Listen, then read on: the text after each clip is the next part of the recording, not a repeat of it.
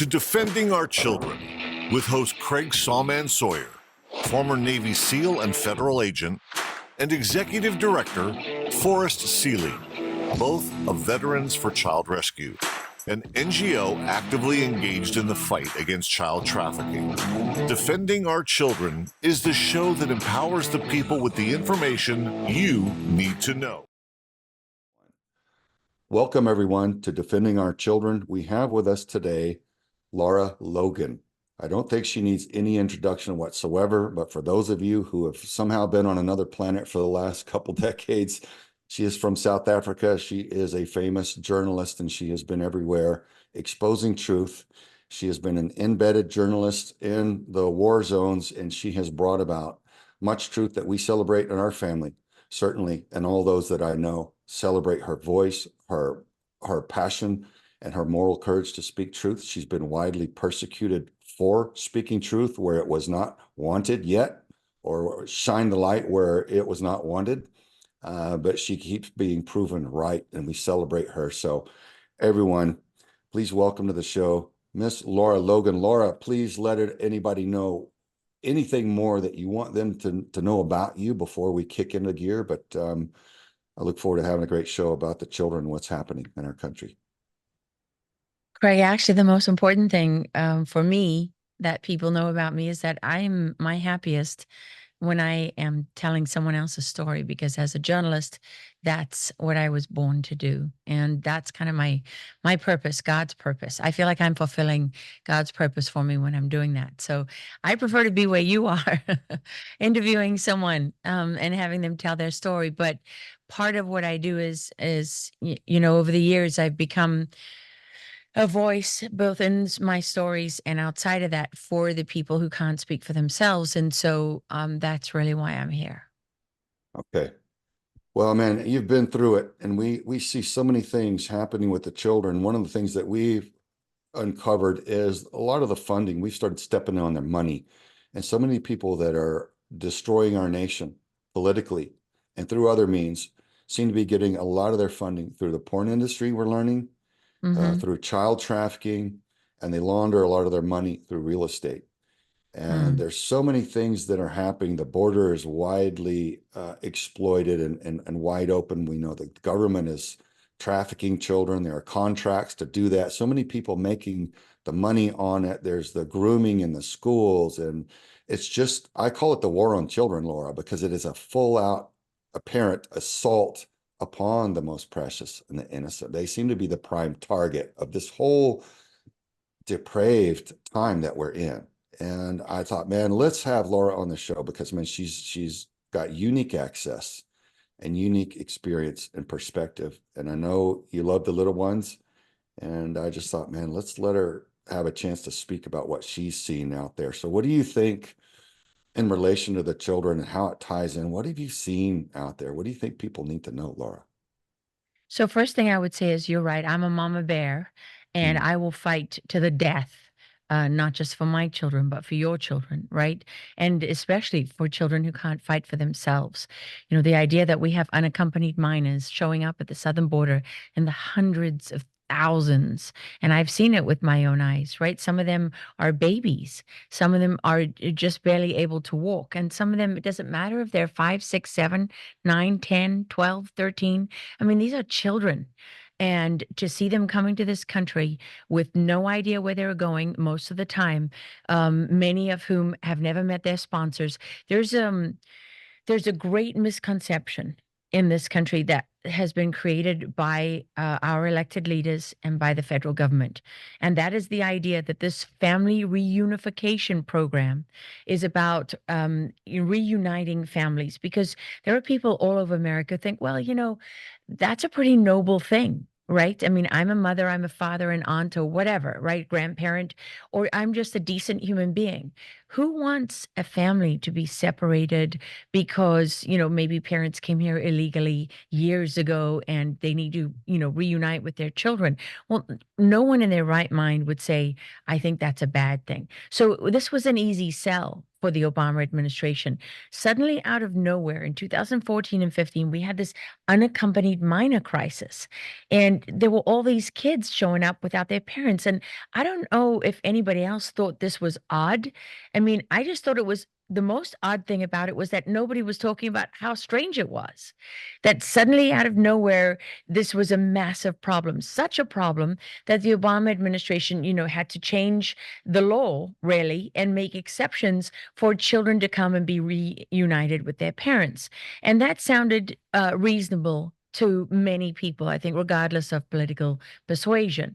But what is happening for the last few years under the Biden administration has got nothing to do with family reunification. In fact, if you look at a woman called Shauna Harris, she's the secretary for children, families and children in Florida, in the state of Florida. She testified recently in a Senate committee that when Florida looked into the children the unaccompanied minors that had come into their area under her jurisdiction, she found that less than 10%, her agency found that less than 10% of those children were going to their parents. And most of them were going to people that they did not know.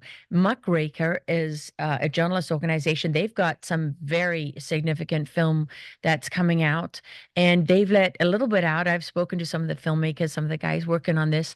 They're going door to door to some of these addresses, and they're finding unaccompanied minors who came to this country, who most Americans think are coming here for the American dream, and they're being forced to have sex against their will. They're telling the Muckraker journalists, we don't know who the sponsors are. We don't know these people. Please, can you help us? There's another organization, Sylvia Ramos is an incredible woman in Florida. She's been working, she's El Salvadorian, and she's been working on this issue for decades. She's telling myself and others that she's got girls on the street who are committing petty crimes just so they can be arrested, begging to be sent home. Okay, you look at the leaders of Guatemala. I mean, what does it take? More than 70% of the unaccompanied minors coming to the border come from Guatemala at the moment, right? This is more than 500,000 kids under the current administration. And you have the leader of Guatemala saying, why are you taking our children? Their parents want them back. And yet somehow there's no curiosity in our media. All those great investigative journalists out there, by the way, Craig, all those journalists who earn a regular salary, who have the full weight of a corporation behind them, right? Who don't have anything to do on a daily basis except their one job, which is to be a real journalist. And they have zero interest in the fact that we have hundreds of thousands of children that are unaccounted for, that the federal government doesn't apply even the most basic standards when it comes to maintaining the safety and security of these children, that they allow people to be sponsors by sending a photocopy, like just a photograph, a text message. You can take a photograph of someone's ID, you can text that and say it's yours, and you can sponsor a child in America today. And the Department of Health and Human Services has been doing this for years. But what they've been doing now is they have passed a rule change and they're actually making this legal. So, what we have seen with this administration is that from the moment they came in, they had a plan to dramatically increase the scale of migration, of illegal immigration into this country. A big part of that is these unaccompanied minors, and they are using our tax dollars. You said in the very beginning of this segment, you said that you're going after the money, and you mentioned the porn industry. You mentioned a number, trafficking is one of them.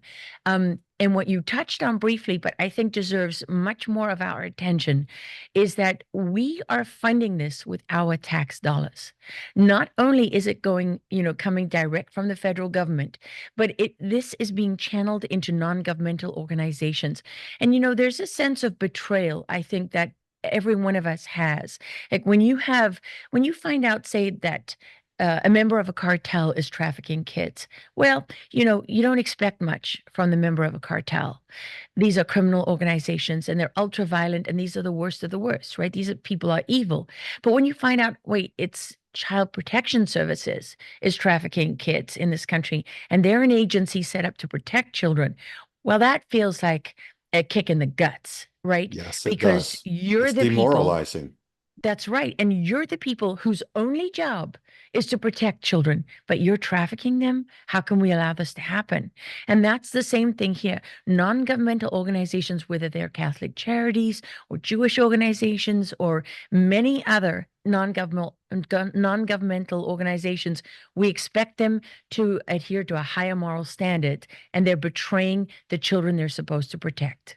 Yes, ma'am. Stay tuned, everybody. We'll be right back with a lot more from Lara Logan.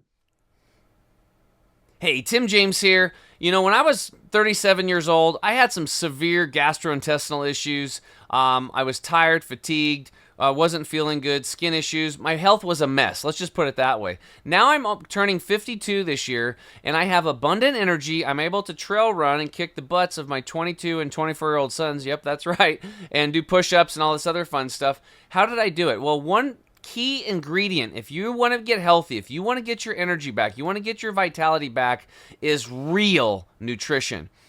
Our soils have been so over-farmed, 85% of the nutrition is gone today, and then the rest is processed out through these processing plants. So what we have created is a formula called Green 85 juice formula. You can take 1 scoop in the morning, and we suggest you do another one in the afternoon about a half an hour before dinner, and you will revitalize your health. You will get your health back. You will cut your hunger cravings, and you're going to actually cut your grocery bill in half. This product will literally pay for itself because you cannot eat as much food because your cells are now getting the nutrition they need. Go to chemicalfreebody.com/DOC. That's chemicalfreebody.com/DOC. Get Green 85 today and energize your life and your health so that you can feel as good as I do and Craig does and Forrest. We'll talk to you soon. Thanks so much. Welcome back, everyone, to Defending Our Children. We are on with Lara Logan. We are talking about what's happening with the children now. Laura, you're talking about the border, how it is being exploited. Man, friends of mine in Customs and Border Patrol are walking around with their hands on their head asking, what have we done? What are we allowing? What are we allowing on our watch? What is happening to our nation? They see the children come across with sometimes just an address safety pin to their underwear.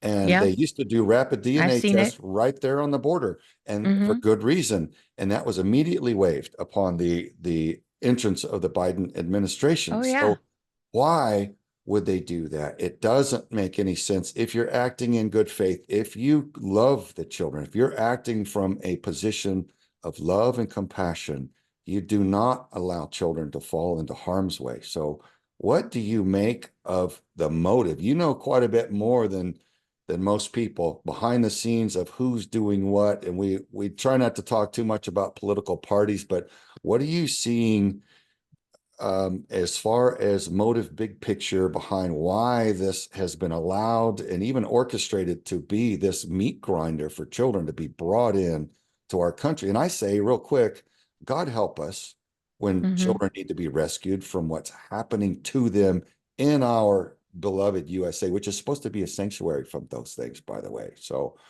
with that, I'll give you the mic. Well, Craig, one thing I would say is this really is a question for the Biden administration. It's kind of frustrating that the people who are responsible for this are not held to account, right? And I don't like to speculate. I'm not a prophet. You know, I don't look into people's minds. You see a lot of people on TV saying, you know, Trump believes this and Biden believes that. How do you know? Right. How do you know? I mean, I just don't find those people credible because they're speaking with authority about things that essentially are unknowable for the most part. What we can look at, right? So what I do is I try to concentrate on the facts. So let's look at some of the facts here. You're 100% right.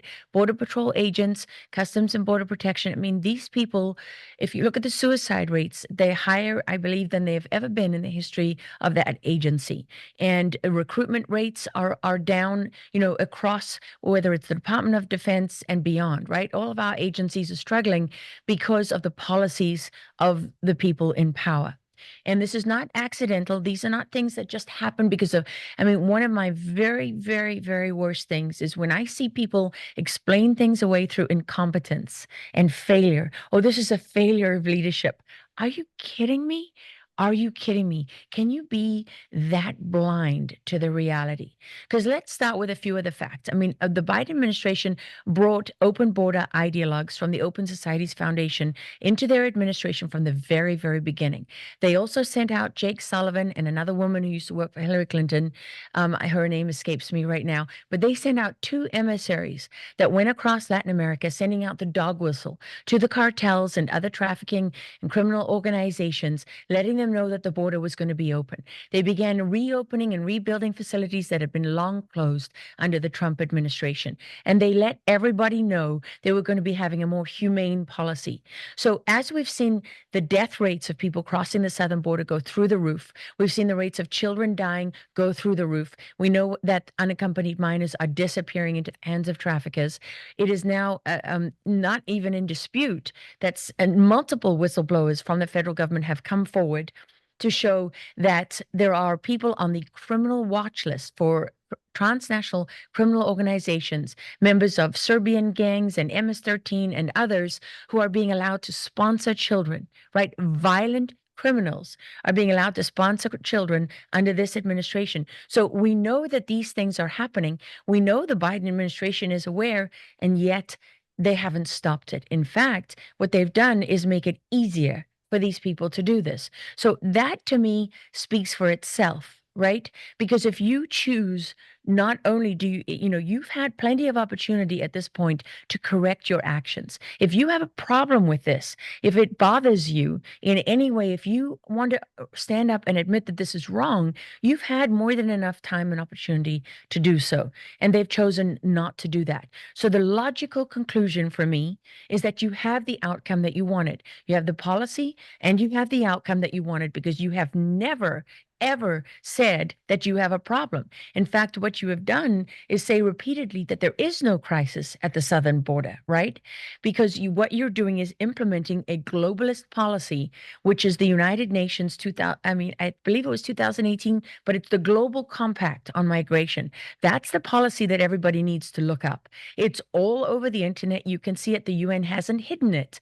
And they use the language of migration versus illegal immigration, the same language that the Biden administration has implemented, right? Because what they're letting you know is they made migration a human right. And they are letting you know that that human right supersedes your sovereign rights. The rights bestowed on each and every one of us by God that are enshrined in the Constitution of this country are being obliterated by the globalists, right? Because they put themselves above God. And that brings me to something that I think is very important for people to understand. It changed a lot for me when I understood this. You said in the very beginning that this is a war on children. I would say to you that this is a war on God. And children are first in line to suffer as a target, because the greater the pain that you can inflict on God's children, the greater the victory over God, and the greater the reward for you in the realm of the occult and Satanism, which is really what we're talking about. In spiritual warfare, you are rewarded and you rise in the ranks of very, very dark organizations. The greater pain and suffering you can inflict on God. And the number one way that people are able to do that is by attacking God's children. The younger they are, the closer they are to God. And so what you're really looking at, we know this is a spiritual war. Anyone who doesn't see it that way is quite frankly either godless, or they're in denial, or they're ideologically blinded for their own self-serving reasons. Either way, I don't really care about those people. It's up to each and every one of us to figure this out. We've got to be right with God. And if people don't believe that's true, well, that's okay. They can find out for themselves. I mean, I just know, the thing that I know is that this is happening not just on Border Patrol's watch. It's happening on all of our watch. Right. And we somehow have gotten used to saying, well, children get trafficked, whether it's across the southern border or inside the United States, because make no mistake, American children, girls and boys, are not exempt from this. Right. There's a Right. massive amount of trafficking with American children. This is no longer a cross-border international problem. This is a problem right here at home. And the United States is the number one destination in the world for trafficking of children. And so that is something that you can't just stay blind to that and think you're going to escape accountability, in my humble opinion. Okay. That's just my view on it. What I know is there's more than enough information out there at this point. There's more than enough victims that are trying to tell their stories. And what I have found to be particularly galling is that a lot of the organizations that claim to represent victims, when I try to work with them to raise the voices of victims, they're the ones preventing them from speaking out. And they do it by saying we have to protect the victims, but the victims want to be acknowledged. I mean, I was a victim of gang rape and sodomy, and I know what it feels like to be forced to carry that dirty little secret, right? As if it's your burden alone, as if somehow you're the one that's responsible for this. No, this is not my burden. If we are allowing children, the most vulnerable of all people in our society, to be preyed on, and not only are we allowing it, but we're funding it. And what they have reduced Border Patrol agents to is basically logisticians for the cartels and for the people who are trafficking kids. That's what they do. They arrange their flights. Yeah, They basically they do. process their paperwork and arrange their flights and get them to where the cartels want them to go. And we pay for it. And our leaders lie about it. And all of this it's not by accident. It's not by failure. It's not by incompetence. It is policy. And it is the policy of the Open Society Foundation and those people who believe in a global world and global laws and global institutions and global order. These are the people who are driving this, and they know exactly what they're doing. Yes, ma'am. Folks, Lara Logan telling it to you straight. Stand by. We'll be right back with a lot more. Are you or a loved one struggling with addiction? Rancho Milagro Recovery is an accredited drug and alcohol addiction recovery program treating the whole person through their lifelong recovery process. Our process incorporates both medication-assisted treatment and psychological therapy to help all aspects of an individual's mind, body, and spirit. Our lavish accommodation sits on 60 acres of outdoor greatness where your privacy and discretion is our utmost concern. Find lasting recovery and walk away from addiction one step at a time. RanchoMilagroRecovery.com. Welcome back, everyone, to Defending Our Children. We're on with Lara Logan. She is bringing the truth like she always does. Lara, we're talking about child trafficking. What does trafficking, in your experience, really mean? What does it entail? What do the people need to know that's happening to the children? What does it all look like? Well, I mean, Craig, very simply, what you're talking about is not just child rape, but also child torture, right? And very often murder. I spoke to a Mexican investigator once who had been working in this for many, many years, and we were in a city in Mexico, Tenancingo, that literally is founded on generations of child traffickers.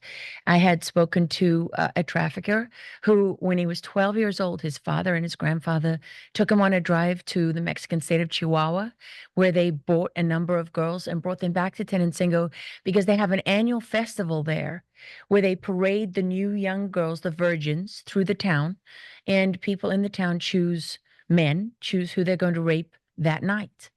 I spoke also to some of the girls. I interviewed some of the girls who are being trafficked in that city. And this was one of the worst interviews I've ever had to sit through, because I only realized in that interview that most of the time when I speak to people, whether it's, Yazidi girls that were sex slaves, in northern Iraq and so on, that normally they've been rescued or they've somehow the traumatic event is past. And that doesn't mean, that they're healed, but at least they have the opportunity, right? They've been saved from their torment and the hell that they were living in. But with these two girls, they were going to walk out that room that night and be raped yet again.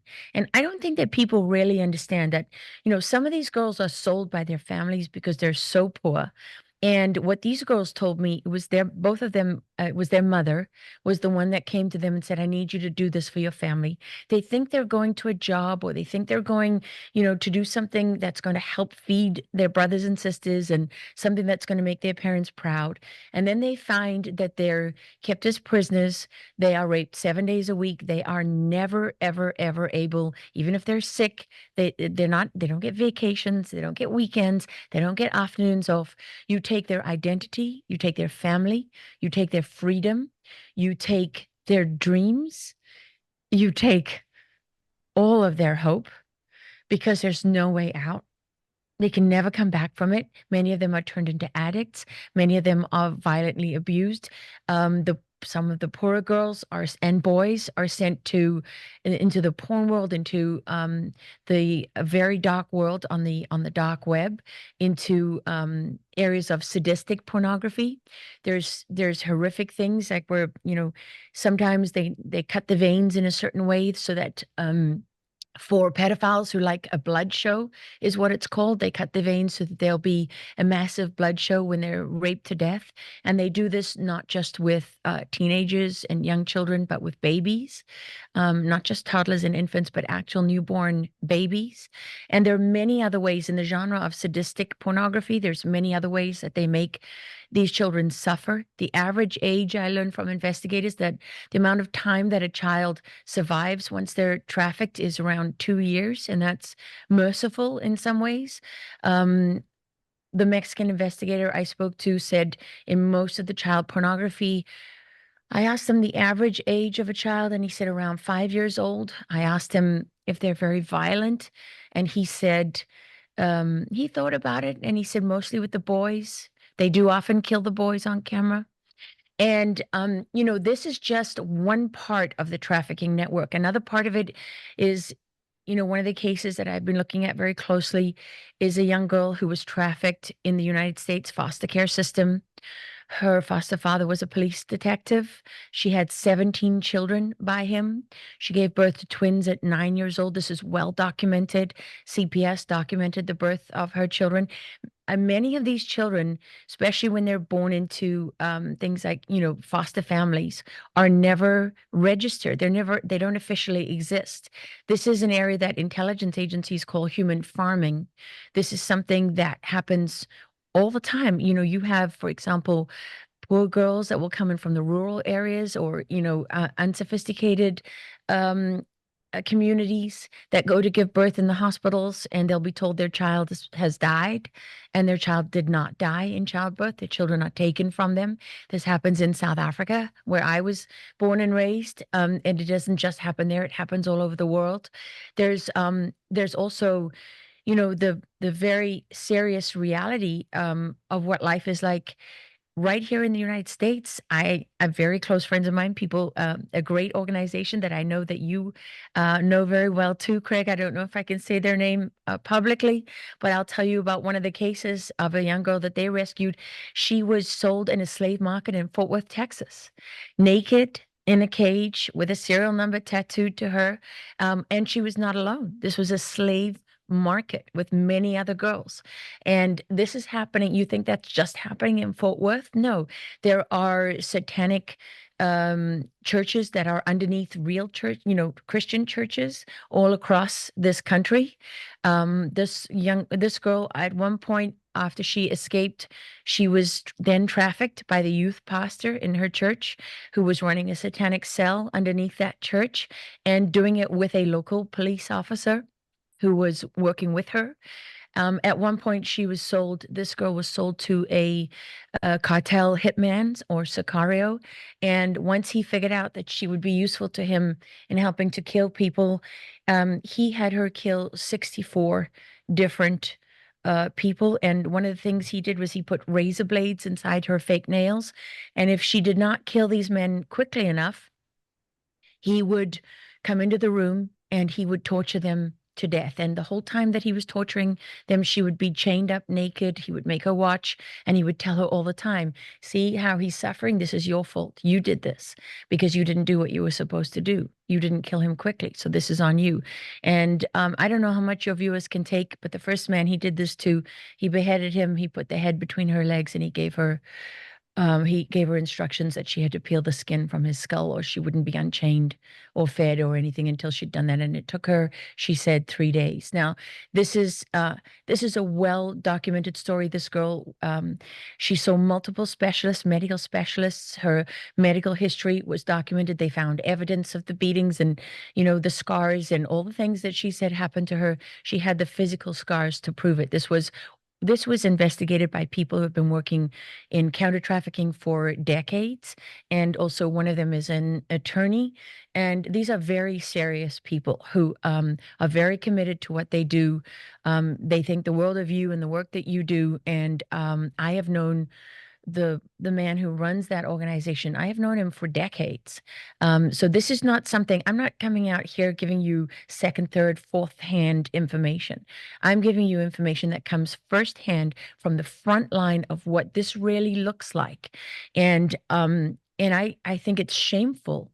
It's absolutely shameful that there are not more journalists out there that are interested in documenting this. Instead, we just throw the victims to the dogs, right? Because it's their word against someone else's word or whatever. We just let them flounder. There's Well, satanic ritual abuse, there's interfamilial trafficking. There's a lot of other areas that I know that you're also very familiar with. yes, ma'am. Well, there are so many that need to be bringing the truth. And I think that's one of the things you bring is the inspiration to do that with no fear, with boldness, with care, to be accurate, but without fear. And so many people need that. So this is the I fear halfway God, point. Craig. Yes, That's the ma'am. only one And I it's fear, clear, and right? that's why we celebrate Lara Logan in this house. But this is the halfway point in the show. And before we got to cut to a commercial break, please let everybody know how to find you online to support what you do. Well, you can find me on X at Lara Logan on X, and also, on Truth Social and on Wimkin. If you haven't got the social media app Wimkin, they're pretty amazing. They don't sell your data, and they're the only ones who defied the January 6th Select Committee when it comes to user data. So they're worth looking at. And I'm also on Locals and Rumble. All right. Thank you, folks. Stay tuned. We have a lot more left to go with Lara Logan. Here to review this V4CR coffee, Veterans for Child Rescue. Getting rid of child trafficking all around the world. Rescue Roast. This is being offered strictly to fund our operations. We found a great roaster, chosen our 3 favorite flavors. And our light, medium, and dark roast, we're offering it right now in pre-ground form. If you want to enjoy it in K-Cups, we have stainless steel cups on our website, and they are reusable. Just take the coffee and pour it into the cup. Close it up, put it in the machine. Oh yeah. So go to our website right now, v4cr.org. Order as much as you want on our shop page. We're grateful for your continued support. We're excited about what this means as far as boosting the funding for our operations. Thank you so much for your continued support. God bless. Welcome back, everyone, to Defending Our Children. We're on with Lara Logan. Man, she's bringing it. I'm enjoying this show. Lara, one of the things that really disturbs me about what people do to children is the intent, the deep spiritual harm. And Jesus himself talked about those who offend the children. And it's the whole scripture about the millstone. It's better to have a millstone tied around your neck and thrown into the sea than to offend one of these little ones. I did a word search. I was looking up the meaning of the word offend, and it means to cause bitterness and resentment in. And when you consider that, it's to take them spiritually out of their natural high vibrational love, compassion, and hopeful state and drag them down into a bitter and resentful, low vibrational hate and fear filled state. That's a spiritual attack on that soul. On the spiritual level, a lot of people understand that who are strong Christians. A lot of regular Americans that may not be educated on that may sound foreign to them. But if you just realize it's to take someone who's loving and compassionate and hopeful, and to destroy that in them and cause them to be broken. And so many times they grow up to become abusers themselves. So it's a multiplication factor. It's so ugly and so nasty, but they use tech in addition to all the other methods. There's so much technology that is being aimed to undermine our children and their path and their lives and their understanding. What do you see there on the tech side, Laura? Well, Craig, your introduction to that question just reminded me of something that a friend of ours always says. Our friend Boz from Association for Recovery of Children, right? He said to me once that trafficking is how you murder a child without killing them. And I think that's what you're talking about, right? When you take that absolutely precious soul and you damage it so badly that they pray for death, that death is actually merciful. And the only thing that gives me any kind of comfort is knowing that they are then in the hands of their Father, and hopefully, and in a much better place where their suffering, they cannot be tormented anymore by something that is just absolute pure evil. There is no other way to describe it. Boz also says, that the sinner can repent, right? But the wicked spit in the face of God. And I think that's what we're dealing with here. That these people are truly, truly wicked. But maybe even more wicked than them are the people protecting them. I feel like when someone is just pure evil, you recognize them for who they are. But Yep. it's the people masquerading, right, as leaders who are protecting those people. It's like it's the non-governmental organizations that are funding the effort to normalize pedophilia. Minor attracted persons is what they're called now, right? It's the psychologists and therapists who are testifying in court cases on behalf of the pedophiles instead of on behalf of the victims. It's these people, right? It's this entire infrastructure that we're building to destroy our children and our society from within, and most importantly, our relationship with our Creator. And a big part of that is the technology, which you mentioned, right? Because what we've essentially done is, you imagine, technology has taken, say, pickpocketing, right? That's become bank fraud. I mean, on a global scale. Somebody can walk past you and scan all your credit cards, scan your wallet, and steal everything from you. And they can do that to every single person on earth if you have anything digital on you, right? That's what technology has done. It's brought scale to everything.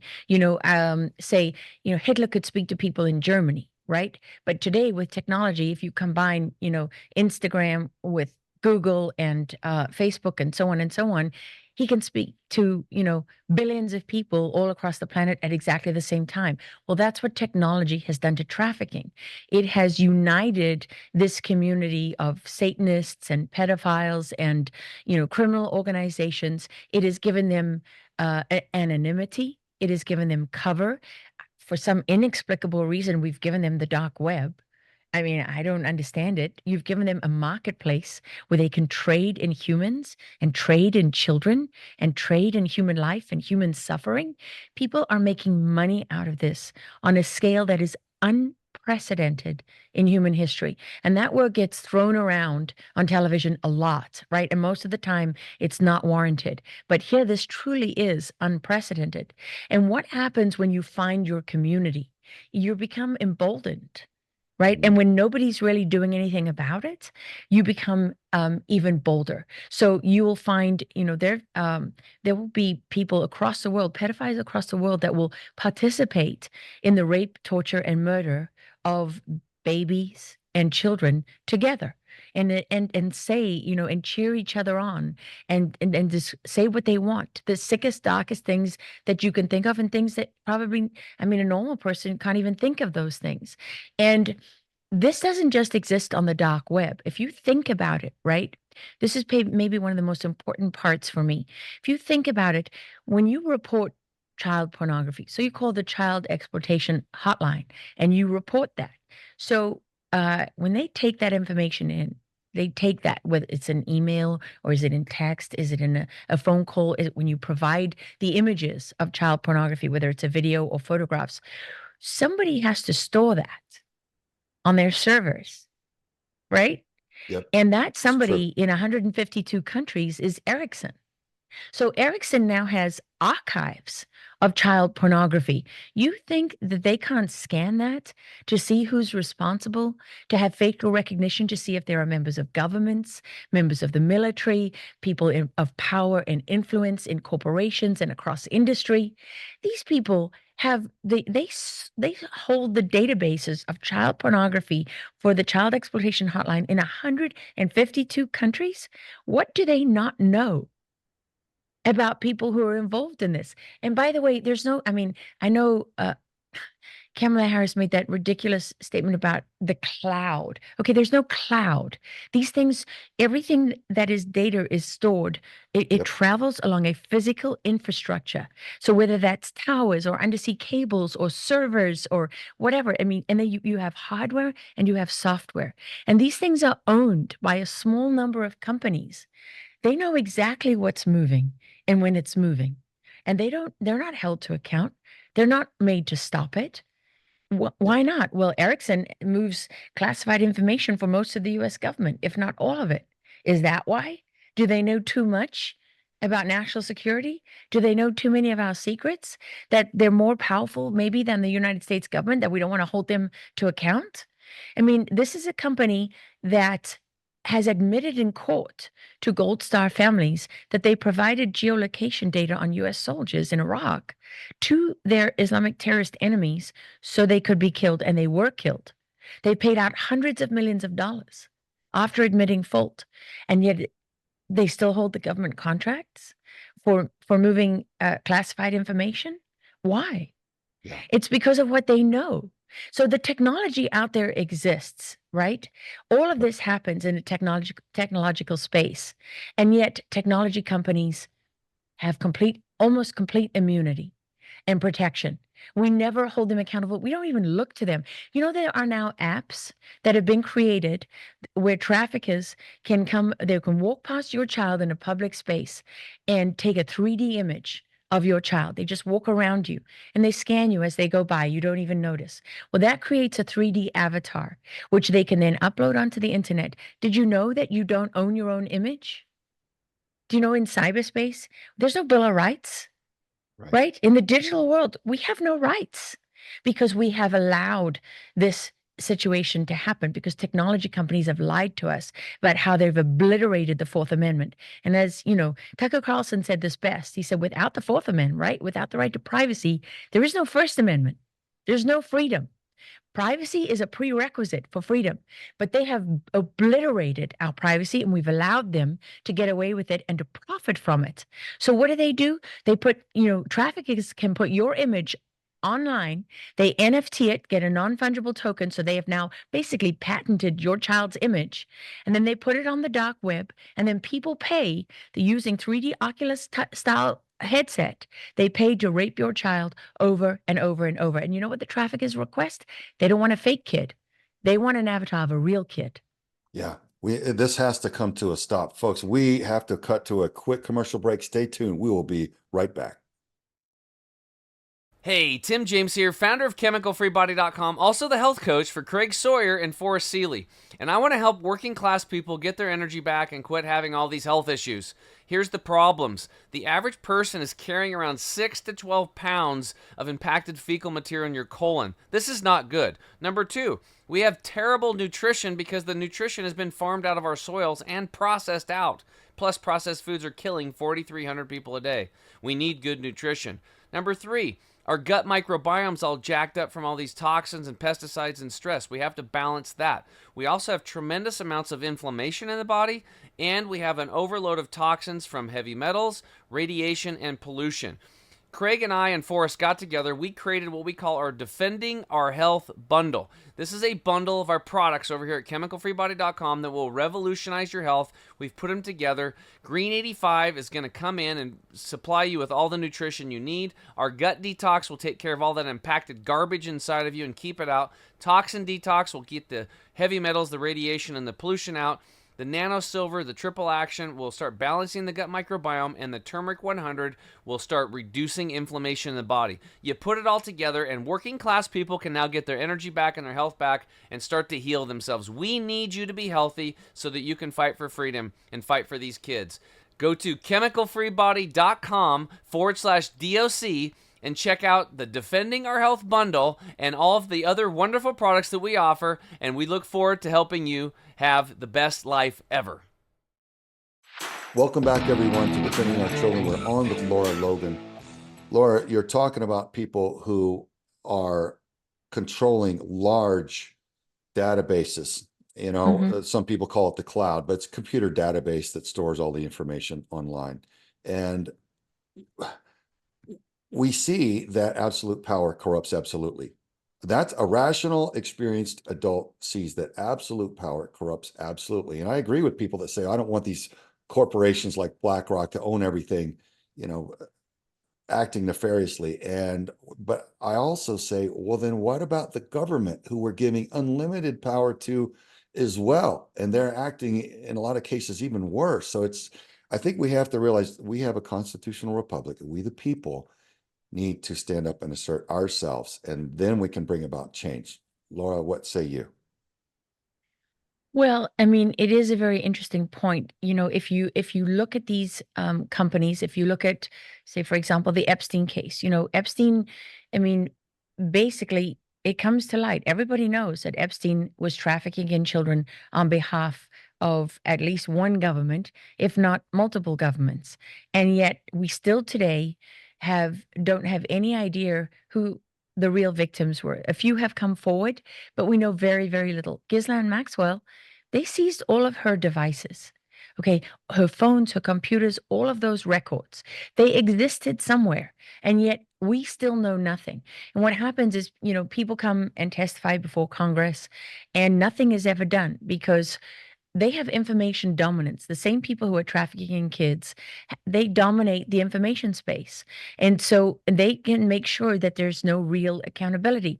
Not to mention that this impacts every aspect of our society. So you have police officers, you have school teachers, you have elected officials. I mean, you have all kinds of people that are heavily involved in trafficking and heavily invested in making sure that there is no accountability. And the victims, for the most part, don't seem to matter.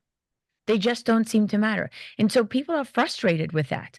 I mean, I know people are frustrated with that because the number one issue that people come up to me and talk to me about all the time is child trafficking. I know that this speaks to people all across the country. I find it extraordinary that there are, paid influencers out there and political operatives who see it as an opportunity to attack people. They say, oh, these crazy conservatives or crazy Republicans, the way they go on about the children, isn't it kind of weird? Okay, wait, you actually think that that's a legitimate line of attack? You actually think that people cannot see through that? This should not be a partisan issue. This is an issue that speaks to the moral compass of every single one of us. And people out there, they don't care. They want our leaders to be held to account regardless of which party they're from. I mean, you can pretty much be certain that if Donald Trump was found to be involved in the trafficking of children, that his support base, it's at historic levels. It would dissipate overnight. You'd have the diehards that are left, but nobody wants that kind of person elected. Nobody, right? In fact, one of the things that's reprehensible about the information war against Donald Trump is that of all of the leaders elected, in the last few decades, he did more to combat trafficking than anybody, and it was largely ignored. I mean, you speak to people in counter-trafficking organizations who are legitimately on the front line of this fight, and they are the most grateful for the initiatives by the Trump administration. I'm not saying that because I'm a Trump fan. I'm not saying that to inflate, Trump or to flatter him. I'm saying it because it's a reality. That's the absolute truth, as opposed to we now have an administration in power that admits it cannot account for some 85,000 kids in one calendar year coming across the southern border on their own without their parents.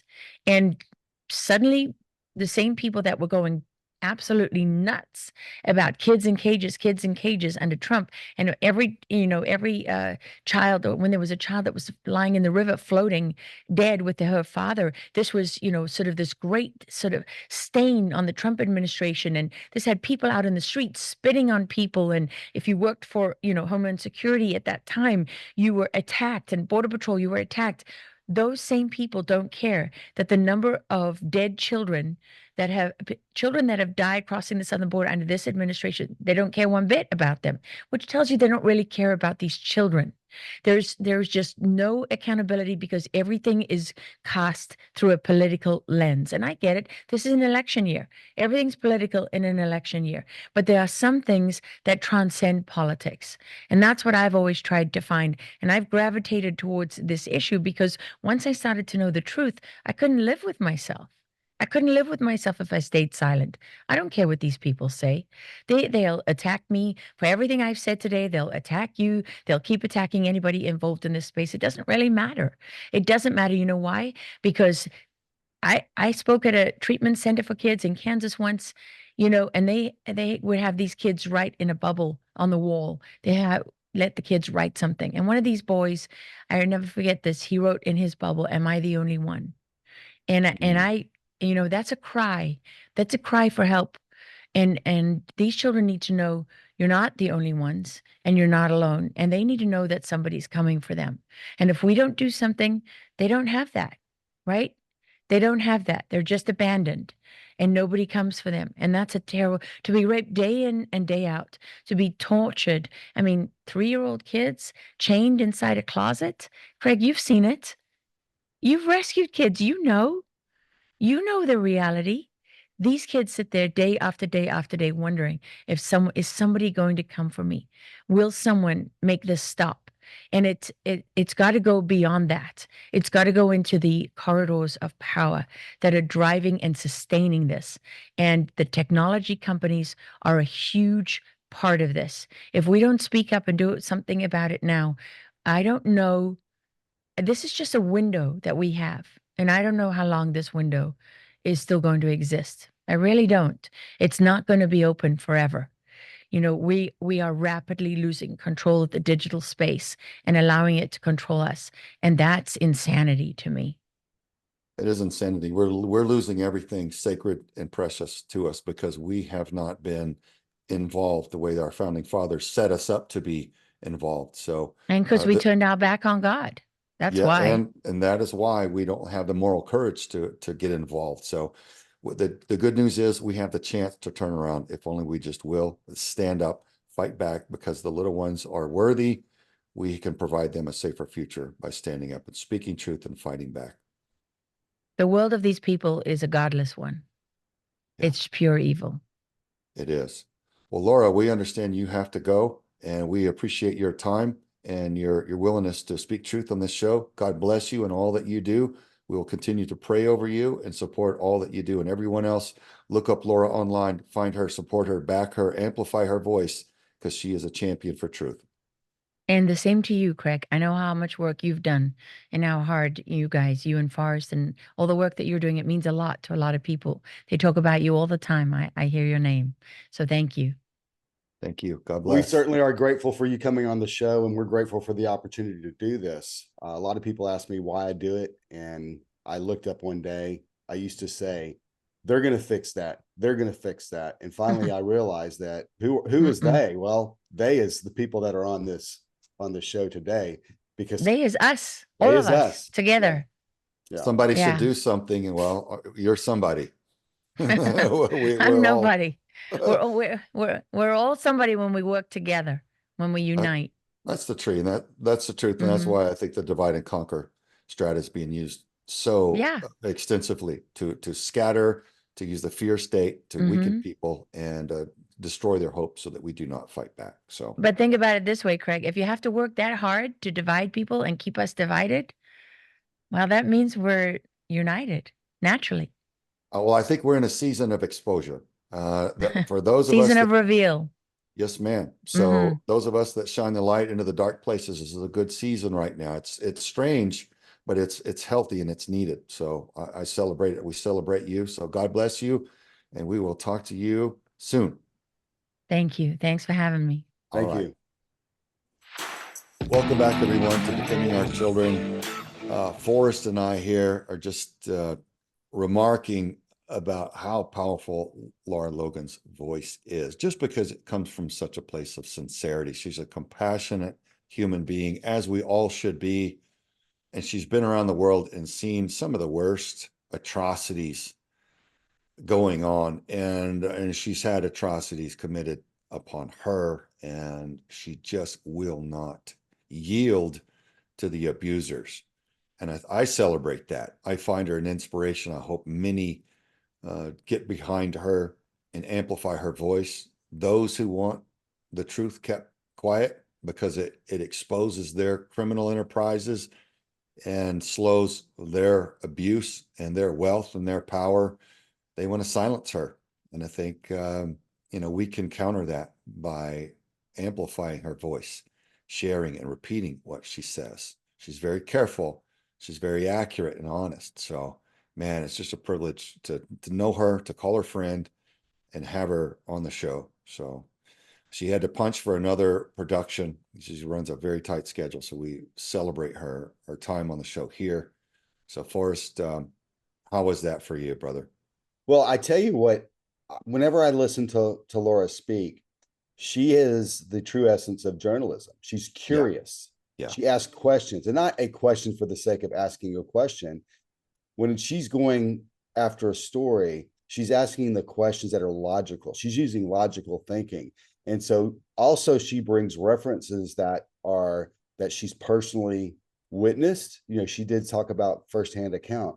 So she's gone to the deepest, darkest corners of the world to get information on the story. She's been in places where most people are fearful to walk, even with an armed detail, but that's where she's been. So I like her journalism style, and I think it's a lost style with many of the journalists that, when I read a newspaper article or an online article they don't ask the right questions. They ask what I call softball questions. And I'm not saying you have to ask a tough question. It's, look, if you want the real questions, the obvious questions. Yeah. That people want to know the answers to. Yeah. Well, there are few journalists that my wife and I cheered out loud to, whether online or on TV, because Laura's worked with all the major networks, and we have stood up and cheered out loud for her over her moral courage. And in times when she spoke truth that was obvious and no one else would speak it because there was an arrangement, wink, wink, nudge, nudge. We're not going to talk about this because so many people are benefiting from the harmful and corrupt status quo. And she would point it out and speak truth. And it was so needed that we've stood up and physically yelled out and cheered at the TV in celebration of her. So I think she's an inspiration. Craig, I find it peculiar because when I watch how she operates, and I know how you and I grew up, this is normal to me. And to watch journalism today and them not ask the questions that somebody like Lara asked, it's very weird to me. And then on the flip side, whenever somebody's asked a question, especially if you're in front of Congress, I like to use that as an example. The answers that they give, nobody ever answers the question. They're not held accountable. Yeah, they sit there and say, the buck stops with me, but I'm not going to answer your question. And it could be a pretty simple question that they're asking. It may not be in the darkest details of an operation that's happening that has top level security. So it's really strange to me the times that we're in, and the fact that she just continues to do that. I'm like you, I stand up and celebrate in front of the television. Well, we're starved for justice now. I see that by dealing with a lot of people online. People are very upset that those who are ruining everything on the higher scale don't seem to be getting brought to justice, brought to account, and made to answer the questions about their behavior. And it's very frustrating. And I think it's humiliating for the American people It's so upsetting. It's demoralizing. It causes people to lose hope and to give up. And that's a tragedy. It breaks my heart and it angers me to see that happen. So that in that space of a void, a vacuum of truth and accountability and justice, a bold right fighter, truth speaker like her really resonates with people because they appreciate it, because they've been starved for it. And when it finally happens, man, it's just like shouting from the, like a beautiful singer singing from the mountaintops, people like, yes, finally, because we see a lot of obvious wrongdoing in our world. And she talked about curiosity. So many of these journalists are not curious, and they'll ask political figureheads benign questions that are pointless in the face of what's going on. It shows that there's either no situational awareness or there's the deliberate willingness to just change the subject and talk about something that is not pertinent. And so, what'd you have for breakfast this morning? Where, the Rome is burning and they're being asked these softball benign questions. It just doesn't work. And so that's why she's so important. I totally agree. And again, I go back to, this seems like normal, logical behavior to you and I in the world that we live in. We live what I believe is a very logical world. We ask logical questions. We face issues every single day, but we always continue to ask logical questions. And what we don't do is we never pretend that the world is not burning. We recognize the world is burning. And I think that's very important. And you kind of have to keep a calm head about it. It's real easy to get overwhelmed by what's happening in the world. And I think the content that you listen to and consume, they maybe fuel that as well. So for me, I'm very careful about what I consume because I understand we've got work to do. We got things that we've got to deal with. And that's what I like looking at Laura. The world could be burning, but she's still standing, leaning into the fight. Yeah. Well, look, you're talking about recognizing what's going on, having that situational awareness. And there are a lot of things in our society that are geared very specifically to keep us from recognizing what's going on. There's all kinds of information warfare. There's disinformation. The psychological experts will admit there's programming to program people's minds not to see, not to perceive. There are toxins in all of our products and our food. And so we have a mutual friend, Tim James, who's made products specifically to help people detox physically so that biologically our bodies are healthy, our minds can work better, and we have a better chance of recognizing. First, we have to get to the right sources of the information. We have to be curious and seek it now. But if your body is healthy, if you detox your mind and all the toxins that cause the heavy metals that cause your brain not to function well, and you detox and you detach from so many of the electronic means that are not healthy and not productive and not giving truth, then you do have a lot better chance to relax, be healthy, and your brain to function as optimally designed to function. So look, there's one right now, Green 85. You want to talk about that for just a second before we wrap? Yes, our good friend Tim James, he's created a product called Green 85, and this is basically a replacement powder for juicing. And instead of having to go through the whole juicing process, all you do is pour this into a shaker, 1 scoop into a bottle with the shaker, shake it up, drink it, tastes really good. You get all the essential vitamins that you need. You can actually go buy it at chemicalfreebody.com. And if you use the discount codes, you will get a reduced price on this product. And I encourage people to try Green 85. And there's some other products that he offers, but check out chemicalfreebody.com and check out Green 85. Yeah, very clean stuff. And he started making that because he couldn't find other people that were making clean enough product that he wanted for himself. So, that's a great source. Forrest, thank you for co-hosting today, brother, as always. And all the rest of you, God bless you and all that you do. And join us next time on Defending Our Children. We hope you've enjoyed listening to Defending Our Children, the show that empowers the people with the information you need to know.